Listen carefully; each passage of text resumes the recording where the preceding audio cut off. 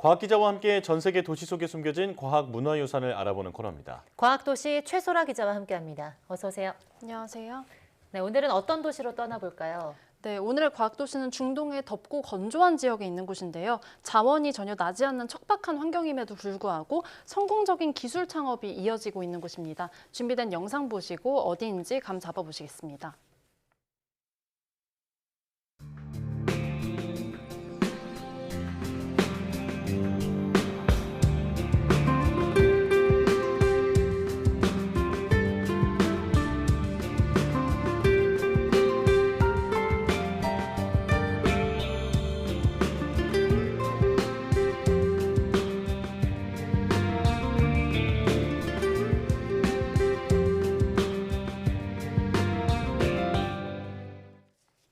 네, 오늘의 과학도시는 텔아비브입니다. 이 텔아비브는 이스라엘 최대 도시이자 분쟁이 자주 일어나는 예루살렘을 대신해서 이 실질적인 이스라엘의 수도 역할을 하는 도시입니다.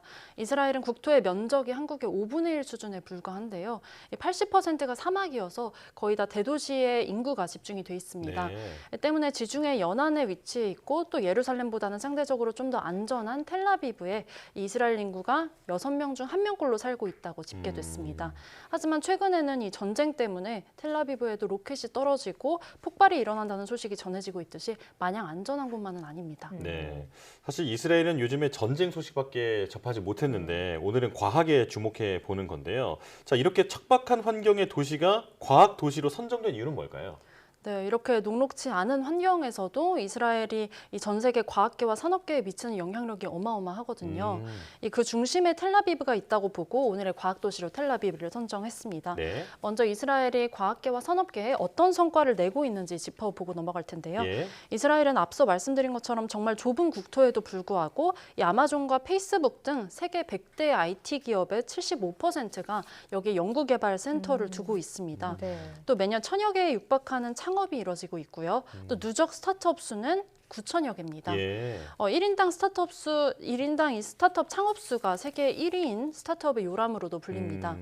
특히 이런 아이디어만이 아닌 탄탄한 연구 개발을 사업화하는 데 이 독보적으로 강한 나라라는 평가를 받고 있습니다. 네.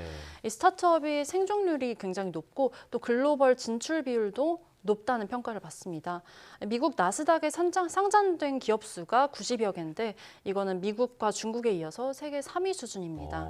이 텔아비브 해안을 따라서는 실리콘 와디라는 첨단 기술 클러스터가 형성이 돼 있는데요.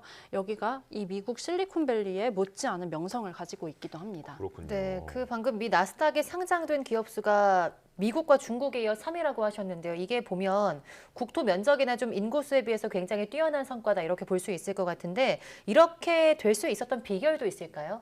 네, 먼저 창업을 장려하는 환경이 아주 잘 이루어져 있다 이런 분석이 나오는데요. 현재 이 텔아비브 도심의 한가운데 자리한 이 시프리아라는 창업 유치원 센터의 모습을 보여드릴 건데요. 이 센터에서 이 창업된 스타트업의 모습도 함께 나오고 있습니다. 예. 이 신체 부위에 이 휴대용 현미경을 대고 스마트폰 카메라로 찍으면은 이 징후를 포착해서 암을 바로 판별해주는 기술을 상용화한 스타트업입니다. 네. 이 스타트업 창업을 지원한 곳이 이 시프리아라는 이 창업 육성 센터인데 이곳은 텔아비브시의 이 재정 지원으로 운영이 됩니다. 이 임대료가 비싼 텔아비브에서 매우 저렴한 비용으로 사무실을 제공해주고 있고요.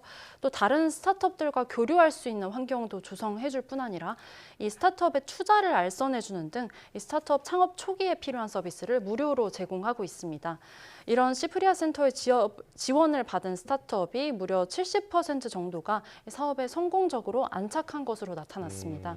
이 같은 창업 육성 센터가 이 텔아비브시에만 50여 곳이 넘고요. 이스라엘 전역으로 보면은 이 전체 5천여 곳이 넘는다고 알려졌습니다. 5천 곳이라면 국토 면적을 떠나서 보더라도 더 큰 나라라 하더라도 굉장히 많은 숫자일 것 같은데 이렇게 창업을 장려하는 환경은 언제부터 시작된 건가요? 네, 이 같은 창업 지원 문화가 1990년대부터 본격화됐다고 볼 수 있겠습니다. 이스라엘은 1990년대에 경제 성장 동력이 명확하지 않았고 실업률도 굉장히 높은 상태였거든요. 이 내전 국가들 사이에서 위치해 있었고 또 주변의 중동 국가들 들과 달리 석유도 나지 않는 상태여서 이 해외 투자도 거의 없다시피 하던 시절이었습니다. 네. 이런 상황 속에서 1993년에 이스라엘 정부가 일자리를 창출하고 또 경제를 발전시키기 위해서 요즈마 펀드를 설립했습니다. 이 지금 화면으로 나오는 모습이 이제 요즈마 펀드 설립자 이갈 에를리 회장이 나오고 있는데요. 이 요즈마 펀드는 정부와 민간이 4대 6으로 1억 달러를 출자하고 그리고 이후에는 해외 자금까지 유치해서 2억 달러 조금 넘는 규모로 운영을 시작하게 됐습니다. 네. 이 스타트업을 나스닥에 상장시키거나 또 글로벌 기업에 이 스타트업을 거액에 매각하는 방식으로 이 운영을 해왔는데 설립 10년이 지나고 무려 40억 달러 규모로 거의 20배 정도 가까이 성장을 했습니다. 예. 이러한 성공으로 이제 오늘날 전 세계 벤처 펀드의 35%가 이스라엘로 유입되고 있고요. 이 이스라엘의 해외 투자를 유치하는데 크게 기여했다는 평가를 받고 있습니다. 네, 이처럼 어마어마한 투자가 굉장히 도움은 됐겠지만 이런 엄청난 자금만으로는 스타트업이 성공하는 건 아닐 텐데요. 이스라엘 스타트업의 성공률이 높은 이유가 또 있을까요? 네, 맞는 말씀입니다. 앞서 이스라엘이 이 GDP 대비 R&D 투자 비율이 굉장히 높은데 이건 우리나라도 마찬가지거든요. 우리나라와 이스라엘이 모두 이 GDP 대비 R&D 투자율을 1, 2위 정도를 다투고 있는 이 상황입니다. 네. 그에 비해서 이 기술이 사업화되는 비율이나 이 사업이 오랫동안 안착하고 성장하는 비율은 우리나라가 조금 더 훨씬 적다 이런 평가가 오래전부터 있어 왔거든요. 그 원인에 대한 분석이 다양한데요. 그 이유 중 하나로는 이 이스라엘의 대학과 연구소에 독립화된 기술 사업화 조직이 있다는 점이 꼽히기도 합니다. 이 대표적인 예시로 와이즈만 연구소를 들 수 있겠는데요. 이 와이즈만 연구소는 세계 5대 기초과학 연구소 중 한 곳으로 유명합니다. 이 와이즈만에는 기술 사업화 전문 조직이라고 이 예다라는 곳이 있습니다. 이 예다가 연구소와 독립적으로 운영되고 있는데요. 이 와이즈만 연구소의 기술을 사업화하는 것을 전적으로 책임지고 있는 겁니다. 직원 20명 남짓 되는 이 사람들이 특허 출원부터 기술 지원, 그리고 창업 지원, 자금 융자 등을 총체적으로 지원하고요. 또 외부 통제가 거의 없는 시스템으로 운영되고 있다고 전해졌습니다. 이 밖에 와이즈만 연구소뿐만 아니라 이스라엘 대표 공대인 테크니오라는 대학에는 이 T3라는 조직이 있고요. 또 명문사학 히브리대에는 이 자율주행 기술 회사로도 유명한 모빌라이 있죠. 이 모빌라이를 설립한 이숨이라는 이 기술 사업화 조직이 있습니다. 이렇게 유명한 연구소와 대학에 이 독립적인 기술 사업화 조직이 있는 것이 하나의 비결이라고 볼 수 있겠습니다. 이런 훌륭한 연구소와 대학에서 뛰어난 연구를 하고 나면은 이것을 실험실 밖으로 끄집어 내주는 데 집중을 해 놓은 겁니다. 예. 이 때문에 이런 아이디어에만 의존하는 창업이 아니라 이 탄탄한 기술력을 기반으로 한 스타트업들이 탄생을 할 수 있었고 이 기술력을 바탕으로 롱런하고 또 성장할 수 있었다는 평가입니다. 네, 그야말로 스타트업의 천국이다 이렇게 볼 수 있을 것 같은데 그런데 요즘 이제 전쟁이 치열하잖아요. 스타트업 업계에 영향은 없나요?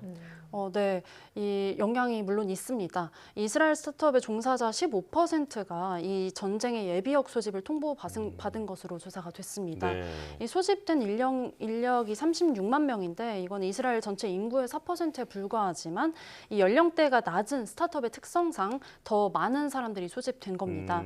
이 소규모 스타트업은 한두 명만 빠지더라도 이 타격이 있기 때문에 더 큰 타격이 예상되고 있는데요. 예. 이런 상황에서 이 이스라엘에서 태어나서 이 미국에 인수되긴 했지만 이 모빌아이라는 기업은 이스라엘 남부 주민 지원에 우리 돈 68억 원을 기부한다고 발표했고요.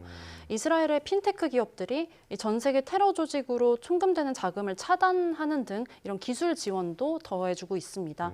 또 스타트업이 이 전쟁 시기를 버텨낼 수 있도록 도와주자는 펀드도 결성되기도 했는데요. 이 미국과 이스라엘에 걸쳐서 650억 원이 모였고요. 이 연말까지 스타트업 100곳에 대해 50만 달러씩 투자할 것이라는 보도도 나왔습니다. 이스라엘 스타트업의 경우는 이 업무 공백을 메워주자는 운동 이런 것도 온라인에서 일어났는데요. 이 미국에 거주하고 있는 이스라엘 테크 기업 출신 인력들이 이 이스라엘 스타트업을 지원하기 위해서 원격 근무로 자원봉사를 하겠다는 이런 움직임도 일어나고 있습니다. 네, 정말 전쟁이 좀 빨리 끝나고 더 이상의 인명 피해도 없었으면 좋겠고요. 이런 스타트업들도 큰 위기 없이 성장을 잘했으면 좋겠습니다. 오늘 말씀 잘 들었습니다. 고맙습니다. 감사합니다.